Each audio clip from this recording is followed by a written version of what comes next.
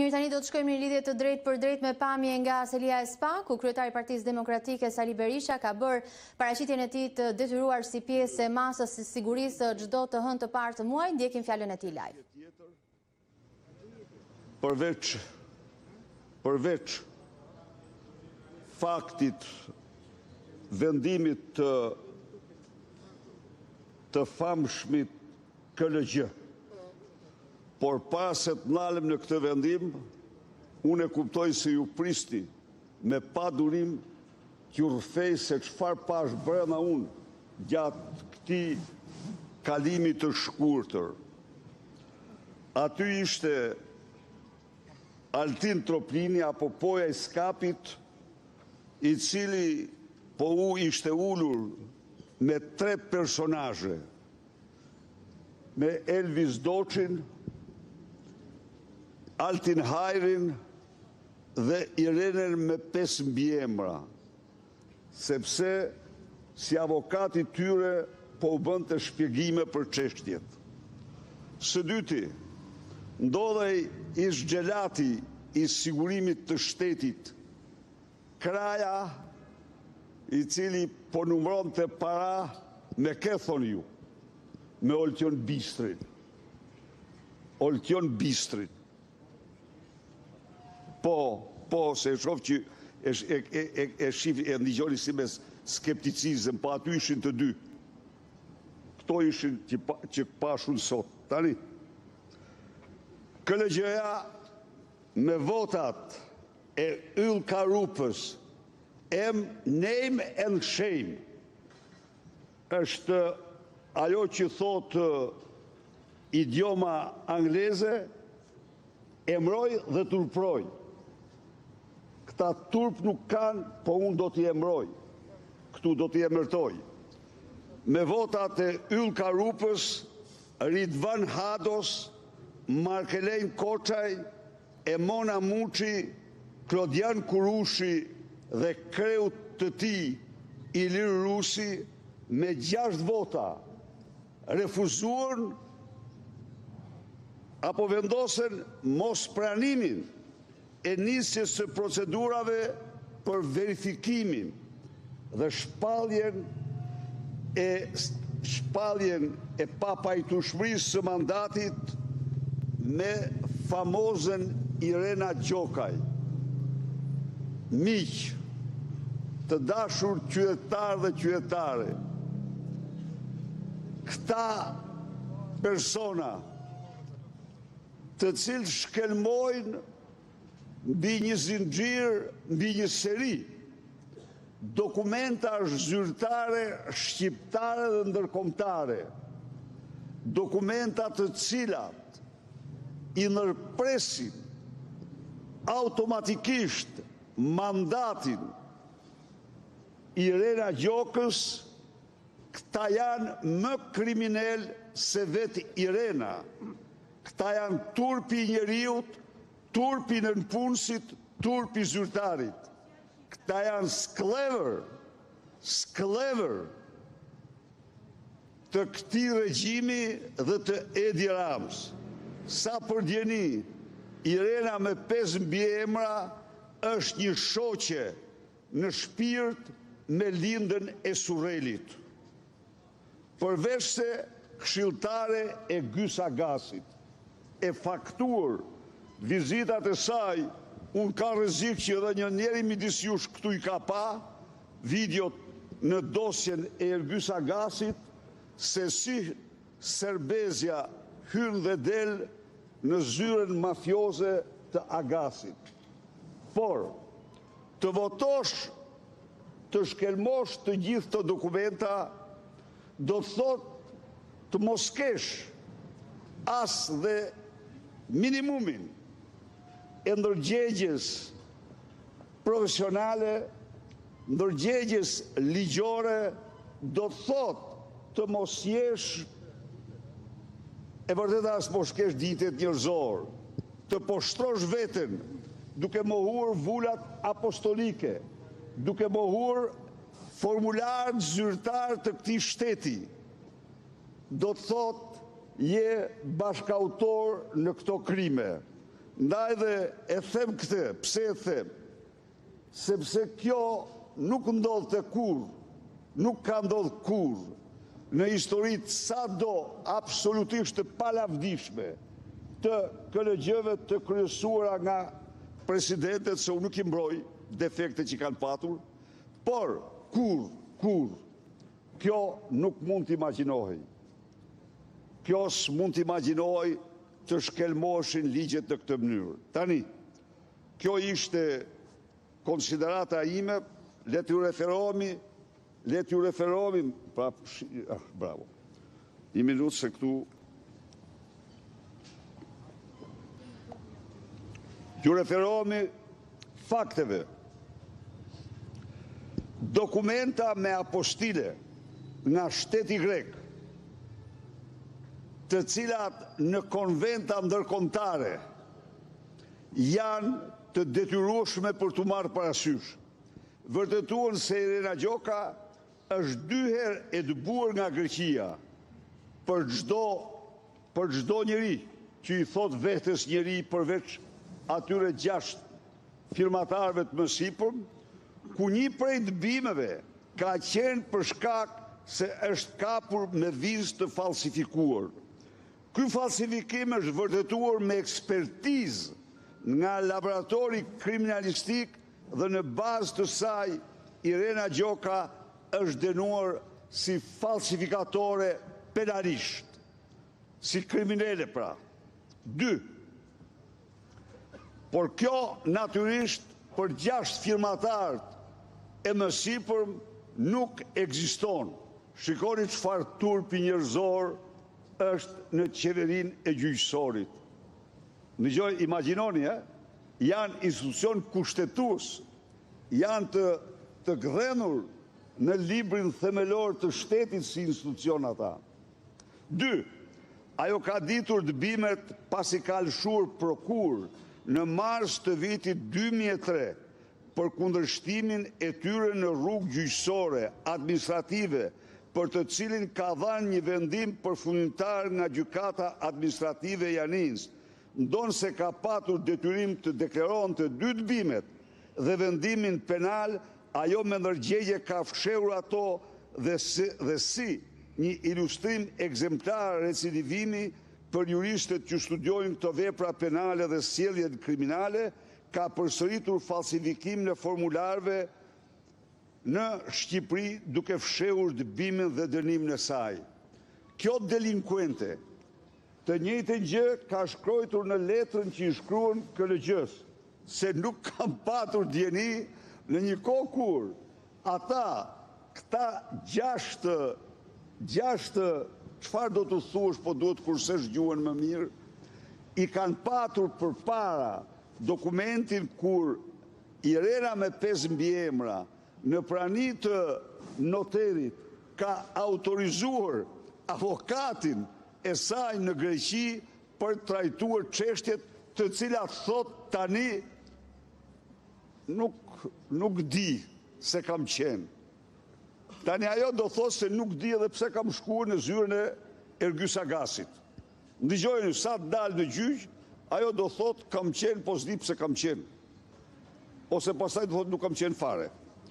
Këto janë vota. Këto fakte ne kemi dëgjuar her pas here në deklaratat. Një minutë, i kanë dëgjuar ti, cilat janë veprime që do të ndërmendni pas vendimit të KLG-s? Tani të lutem, unë po lexoj këto sepse unë nuk unë jam në raport me qytetarët.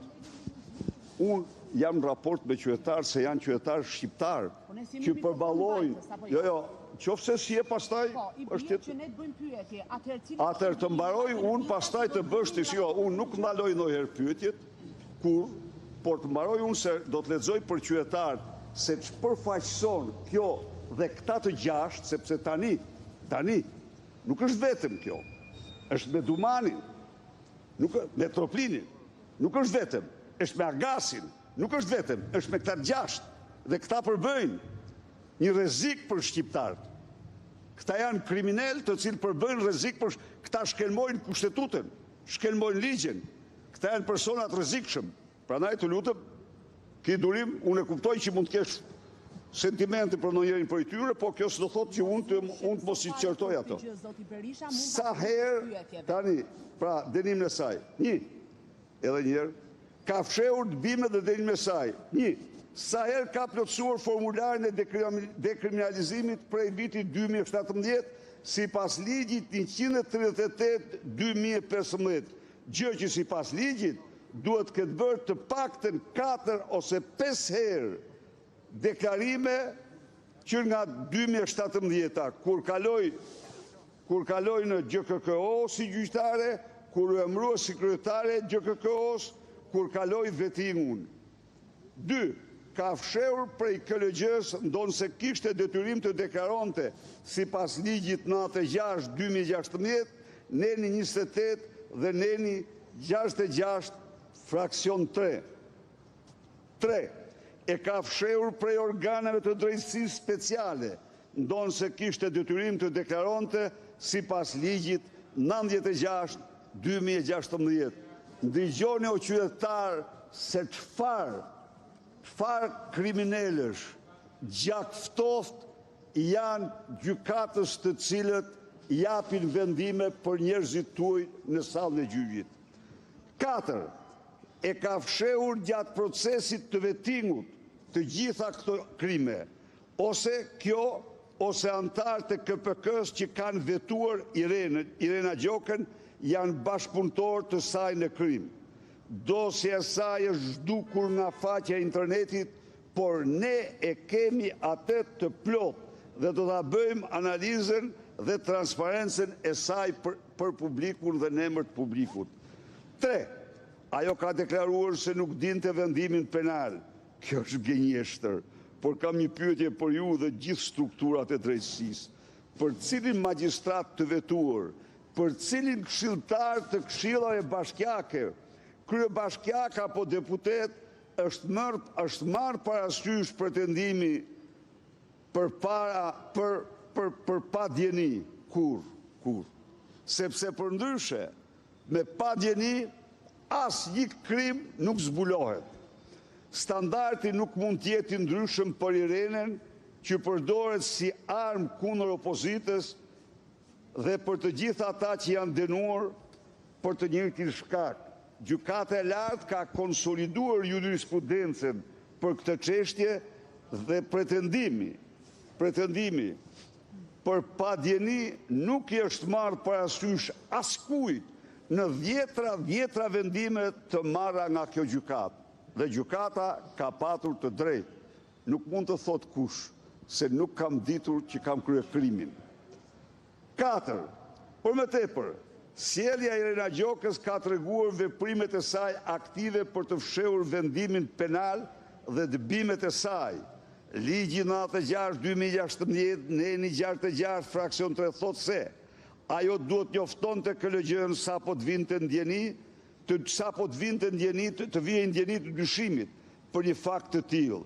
Në mars të vitit 24, gazeta greke Tanea dha lajmin për ekspulset e Irenës dhe po kështu në 4 dhe 5 maj 2024 gazeta Prototema njoftoi vendimin e saj penal.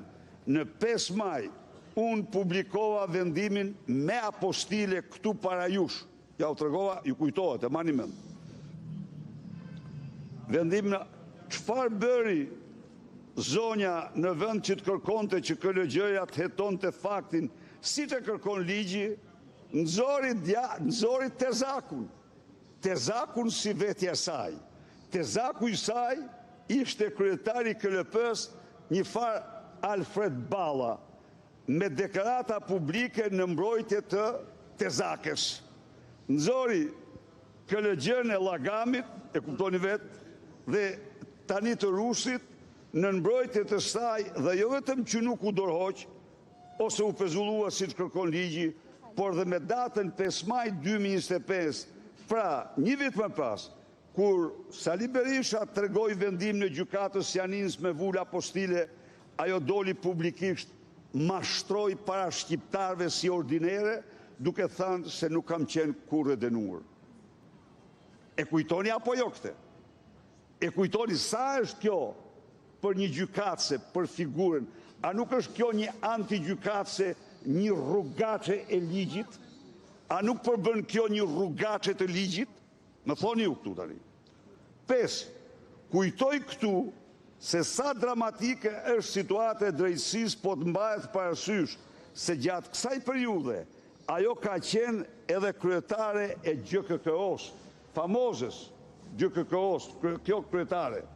Sipas Neni 66.4 të ligjit 96/2016, kryetari i gjykatës ka për detyrë të njoftojë KLG-n për çdo situatë kur ekziston dyshimi për shkaqe që sipas ligjit përjashtojnë mundësinë e dikujt për të ushtruar ligjërisht detyrën e magjistratit.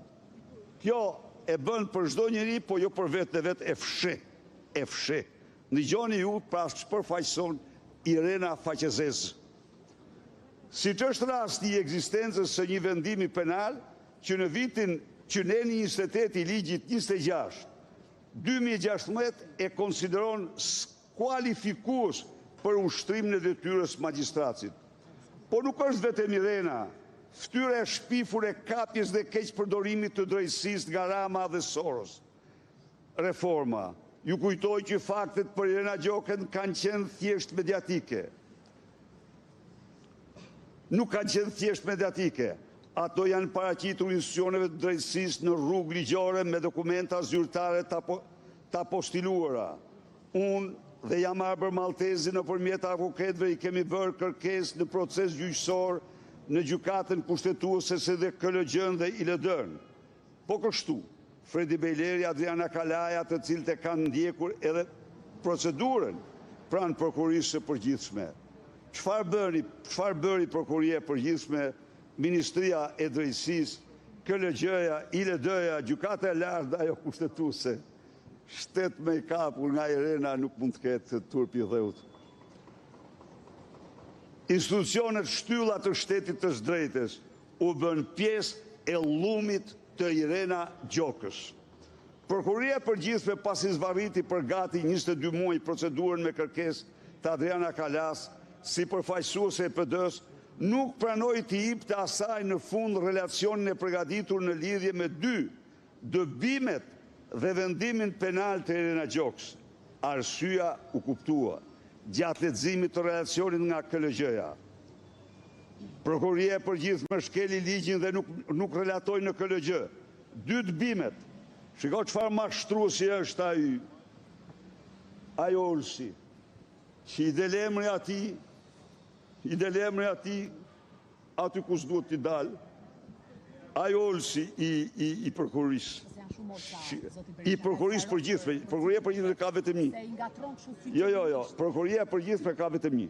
Edhe ai është prokurori pra. Pra, në gjoni tani, çfarë bën? I heq, nuk ja dërgon KLG-s dëbimet. Hajde prokuror, hajde. Shkeli ligjin dhe nuk relatoi në KLG dëbimet e Irena Gjokës. Sepse ai vetë është Irena Gjokë. Janë fytyra të drejtësisë së kapur nga krimi dhe politika që nuk kanë lidhje me ligjin, kushtetutën dhe të drejtën. Gjykata e lartë dhe gjykata kushtetuese ndonë se janë garante të ligjit dhe të kushtetutës. As ju shqetësuar nga çështje të tilla.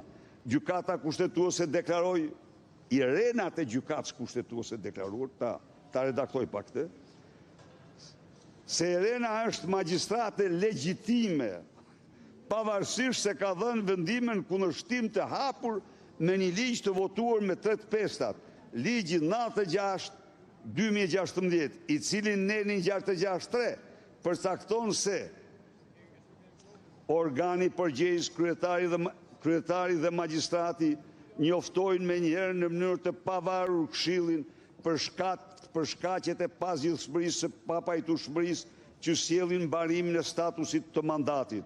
Në këto raste magjistrati ndalon së ushtruari funksionin e magjistratit. Kudo, përveç se në narkoshtetin shqiptar.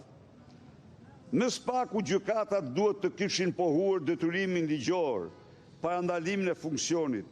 Çështja ndërkohë është referuar në Këshill dhe Prokurori, jo nga Irena si magjistrate dhe kryetare, por nga Fredi Bejleri dhe Adriana Kalaja, por gjykata kushtetuese nuk zgjenjen në vetë, nuk zgënjen në vete turprimin e saj. KLG-ja,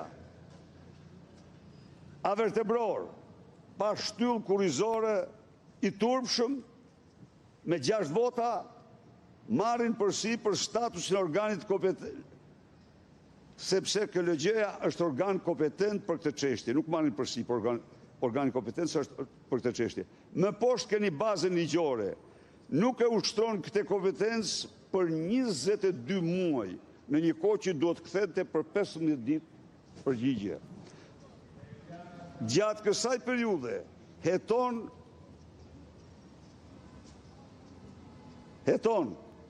drejton Prokurinë e Përgjithshme, komunikon me ne si palë të interesuara, zvarrit procesin dhe në asnjë moment nuk vën dyshim kompetencën e saj.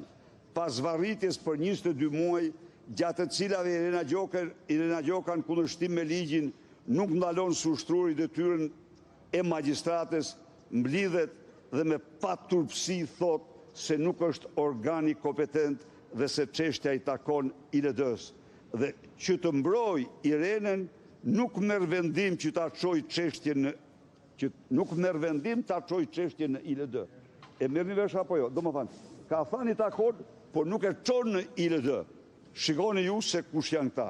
Sipas ligjit, kompetencë për këtë çështje ka vetëm KLG-ja dhe vazhdimi i serialit do t'ju servijë ping-pongun midis KLG-s dhe ILD-s.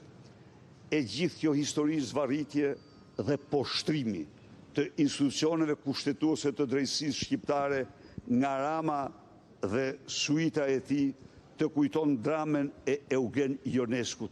Të kalojmë pak në letërsi tani. Interesant dramë e famshme kjo. Rinoceronti. Në një qytet hyn një bish, rinoceront, i cili prekte njerëzit me noçkën e tij dhe i shtronte dhe ata në bisha. Pas disa kosh, edhe ata që prekëshin nga noçka e rinocerontit fituan vetin të shtrohen në bisha personat afër tyre. Këtu bisha është Rama.